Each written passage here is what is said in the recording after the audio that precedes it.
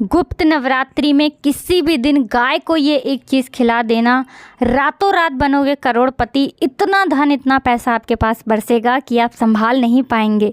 राधे राधे दोस्तों, जैसा कि आप सभी जानते हैं गुप्त नवरात्रि शुरू हो चुके हैं। 26 जून से 4 जुलाई 2025 तक गुप्त नवरात्रि रहने वाले हैं।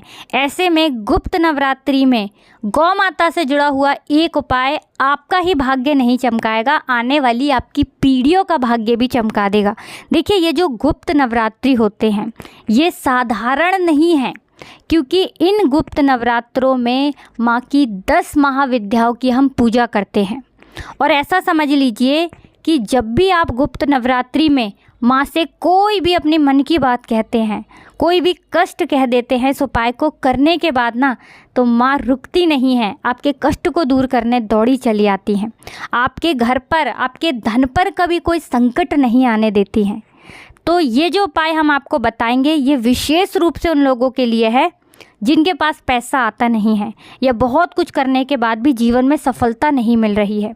दुर्घटनाएं घर में बहुत हो रही हैं, घर से बीमारियां जाने का नाम नहीं ले रही हैं। कभी किसी का स्वास्थ्य खराब है, कभी किसी की तबीयत खराब है। मतलब होता है ना, घर में एक व्यक्ति ठीक होता नहीं कि दूसरा बीमार पड़ जाता है। या धन की हानि इस तरह से होती है कि पैसा घर में आता बाद में है, लेकिन जाने का रास्ता पहले ढूंढ लेता है। तो देखिए, धन की देवी माँ लक्ष्मी का एक नाम चंचला भी है, और वो एक जगह पर नहीं रुकती हैं। वो रुकती हैं जब आप ये गौ माता से जुड़ा हुआ उपाय करते हैं, क्योंकि यहाँ पर आपको माँ दुर्गा की कृपा भी मिलती है, माँ लक्ष्मी की कृपा भी मिलती है। तो कौन सा उपाय है, कैसे करना है, चलिए इसके बारे में बात कर लेते हैं। गुप्त नवरात्रि में किसी भी दिन इस उपाय को कर सकते हैं। अगर हर दिन कर लेते हैं तो बहुत ही उत्तम रहेगा, वरना जितनी बार आप कर पाएँ उतनी बार करें। ज़्यादा बार नहीं कर पा रहे हैं, एक बार तो उपाय ज़रूर करें। तो देखिए, उपाय को करने के लिए आपके घर में जो भी रोटी, पूड़ी, पराठा जो भी बनता है, सबसे पहली रोटी या सबसे पहली पूड़ी या पराठा आपको निकालना है अग्निदेव के लिए, ठीक है ना। यानी आपके घर में जो गैस पे अगर खाना बनता है, चूल्हे पे बनता है, सबसे पहली रोटी अग्निदेव के लिए। दूसरी रोटी जो आप बनाएंगे ये आपको निकालनी है गौ माता के लिए। अब ये जो गौ माता के लिए रोटी आपने निकाली है, इस रोटी के ऊपर आपको रखना है गुड़। गुड़ जो कि मंगल से जुड़ा है। साल 2025 मंगल का साल है।